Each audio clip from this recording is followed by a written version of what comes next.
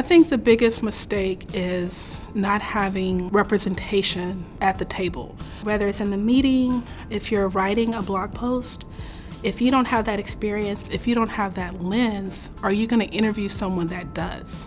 Because you can be a great writer, but you need to interview, you need to write based off of someone else's experience and amplify their voice. Allow them to share their story on this major platform that you have. First tip I would suggest is doing an actual audit, a company audit, internally as well as the digital platforms. Look at their website, particularly their HR page. What kind of images, what kind of content are you creating on that page, as well as Instagram, Facebook, LinkedIn company pages, Twitter. And then at the same time, internally, who do you have at the table?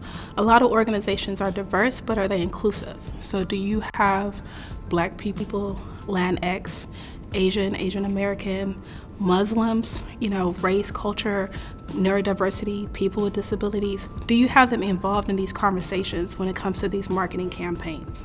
Creating that belonging, that safe environment in order for you to avoid those things that may be sensitive to that community. And then once you do that audit, from there you're able to determine what the next step should be when it comes to strategy.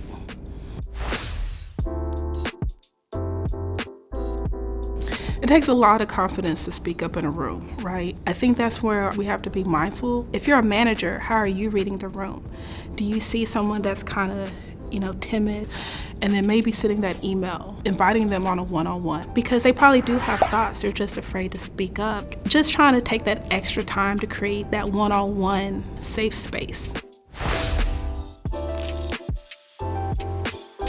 I know there's a lot of problems when it comes to images for people of color, and LinkedIn's a huge organization, so they're like, well, we just take original photos of team members. And I know that's extra time, finance, and resources, but it's worth it if you can. Also, do you have a supplier diversity program? What does your pipeline look like? Everyone doesn't have to be a full-time employee. Can you hire some freelancers, contractors? Can you have some kind of partner relationship with another agency that you're like, hey, can we just have a phone call? Can we partner on this bigger campaign? So I think those are some opportunities that we should look into. I think you have Rihanna's Savage X Fenty, her brand versus Victoria's Secret. Victoria's Secret has been around, I think, for 43 years, and they're just not here hitting a $2 billion valuation, but Savage Fenty's been around for 2 years, and they're already at a $1 billion valuation because of the inclusive model.